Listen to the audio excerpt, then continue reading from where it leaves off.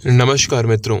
5 अक्टूबर को दोनों नाम की एक बॉलीवुड फिल्म रिलीज हुई है। इसमें मुख्य भूमिका में हैं सनी देओल के बेटे राजबीर देओल और पूनम ढिल्लों की बेटी पालोमा ढिल्लों।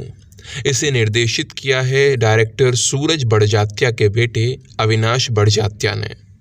आपको कुछ समानता दिखी? यहाँ पर एक्टर से लेकर डायरेक्टर तक सभी बॉलीवुड की अगली पीढ़ी से हैं, सभी स्टार किड हैं। मित्रों, ये फिल्म पालोमा ढिल्लों के जीवन की पहली ही फिल्म है, तो मैं फिल्म के विषय में कुछ अनुचित कहना तो नहीं चाहता, पर जो सत्य है वो मुझे कहना ही पड़ेगा। यदि फिल्म की थोड़ी सी कहानी बताऊं आपको, तो ये देव नाम के एक लड़के के जीवन पर केंद्रित है। देव बचपन से मन ही मन एलिना को चाहता था, पर कभी कह नहीं पाया, और जब तक कहता तब तक बहुत देर हो चुकी थी। एलिना की शादी कहीं और तय हो जाती है। क्योंकि एलिना देव को अपना परम मित्र मानती है, तो वो चाहती है कि देव ज़रूर से ज़रूर उसके विवाह में सम्मिलित हो। इधर देव भी तय करता है कि वो प्रत्येक परिस्थिति का सामना करेगा और जीवन में आगे बढ़ेगा। अब आगे क्या होता है? देव आगे बढ़ पाता है, या फिर एलिना उसके प्यार को समझ जाती है, या फिर देव के जीवन में कोई और आ जाता है? अब इन्हीं प्रश्नों के उत्तर इस फिल्म में आपको मिलेंगे। यदि मैं फिल्म देखने का अपना अनुभव बताऊं, तो कुछ ज़्यादा अच्छा नहीं रहा। सच कहूं तो फिल्म ने मुझे बोर कर दिया। ज़्यादा नहीं, पर बोर तो किया। इसमें कॉमेडी करने का प्रयास तो किया गया है, पर हंसी आती नहीं है। ऐसा लग रहा था कि जैसे रसगुल्ले का सारा रस निकाल कर आपको खिलाया जा रहा है। फिल्म के जो पात्र हैं, जो कुछ भी दिखाया जा रहा है, वो सब साधारण नहीं है। आप खुद को उससे जोड़ नहीं पाओगे, क्योंकि ये सब कुछ शायद टाटा, अंबानी या अडानी जैसे धनी परिवारों को ध्यान में रखकर बनाया गया है। अब एक सामान्य व्यक्ति के लिए इसे खुद से जोड़ पाना काफ़ी कठिन है, और ये सब किसी तरह से चल भी जाता, क्योंकि फिल्म मैसेज अच्छा देने वाली थी। लेकिन मेकर्स पाश्चात्य संस्कृति के मानसिक गुलाम लगते हैं, इसीलिए अपना मैसेज देने के लिए जो तरीका उन्होंने प्रयोग किया, उसे शुद्ध रूप से एजेंडा बोल सकते हो आप। और यही वो मुख्य कारण है कि मैं फिल्म के लिए पॉजिटिव नहीं कह पा रहा। मित्रों, फिल्म का मैसेज ये है कि आप खुद में संपूर्ण हो। बार बार क्यों आपको किसी दूसरे से ये प्रमाण चाहिए कि आप अच्छे हो? दूसरों की अपेक्षाओं के अनुरूप अच्छा मत बनो, बल्कि खुद को स्वयं की ही दृष्टि में उठाने का प्रयास करो। साथ ही किसी के लिए खुद को इतना मत बदल लो कि आप अपना अस्तित्व ही भुला दो। अब ये सारे मैसेज सुनने में ठीक लग रहे हैं और कई परिस्थितियों में उचित भी लगते हैं। हमें इन बातों का ध्यान रखना ही चाहिए, पर हर जगह पर नहीं।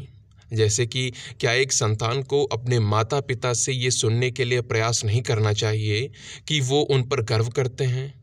क्या उनकी नज़रों में खुद को उठाना पाप है? आपकी यदि इच्छा है कुछ करने की और आपको वो सही लगता है, तो उसे आपको करना ही चाहिए, फिर भले ही दुनिया कुछ भी सोचे। ये बात तो ठीक है, पर यहाँ ये नहीं बताया गया है कि हम जो कर रहे हैं वो सही ही है। इसकी क्या गारंटी है?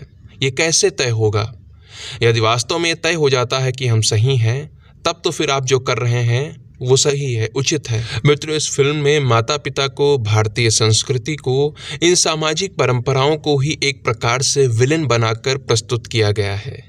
एलिना और उसका होने वाला पति यानी निखिल शादी से पहले किस करते हैं और उनका ये वीडियो वायरल हो जाता है, सभी घर वालों के पास पहुंच जाता है। अब लड़की के घर वाले डर जाते हैं कि यदि ये वीडियो लड़के वालों ने देख लिया तो क्या होगा, वो कहीं शादी तो नहीं तोड़ देंगे। अब होना तो ये चाहिए था कि निखिल और एलिना दोनों ही घर वालों के सामने जाते और अपनी बात रखते, उन्हें समझाने का प्रयास करते, पर इसके स्थान पर दिखाया ये गया है कि शादी के मंडप में सभी परिवार वालों के सामने निखिल कहता है कि हमारा जो मन होगा हम वो करेंगे, जिसे पसंद ना आए वो भाड़ में जाए। ऐसा बोलकर वो और एलिना सभी के सामने, यहाँ तक कि अपने माता पिता के सामने लिप टू लिप किस करने लगते हैं। मित्रों, अब आप स्वयं विचार कीजिए कि आखिर ये क्या है?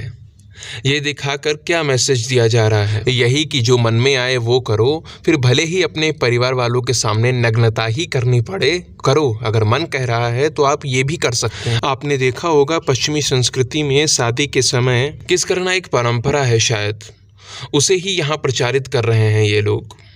फिल्म मेकर्स को अपनी मानसिक गुलामी से बाहर निकलकर भारतीय संस्कृति को वेस्टर्नाइज करने से बचना चाहिए। क्या सबके सामने किस करना ही आपको प्रोग्रेसिव बनाता है? अरे नहीं है हमारी यह परंपरा। तो क्या हम पिछड़ गए, हम पीछे हो गए? आखिर क्यों ये सब नॉर्मलाइज करने का प्रयास किया जा रहा है? अब अधिक क्या कहूँ फिल्म के बारे में, आप लोग समझ ही गए होंगे कि इसमें क्या क्या दिखाया गया है। यदि इसमें ये एजेंडा ना डाला गया होता तो शायद मैं इसे अच्छा कह भी देता।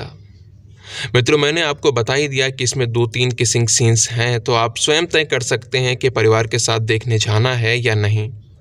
जहाँ तक फिल्म को रेटिंग देने की बात है तो मैं इसे 10 में से केवल 3 सितारे दूंगा। यदि आपने फिल्म देख ली है तो आप क्या मेरे विचारों से सहमत हैं? आपके जो भी विचार हैं आप नीचे कमेंट सेक्शन में लिखकर बता सकते हैं। वीडियो को अंत तक देखने के लिए आप सभी का बहुत बहुत धन्यवाद। जय सिया राम, जय माँ भारती।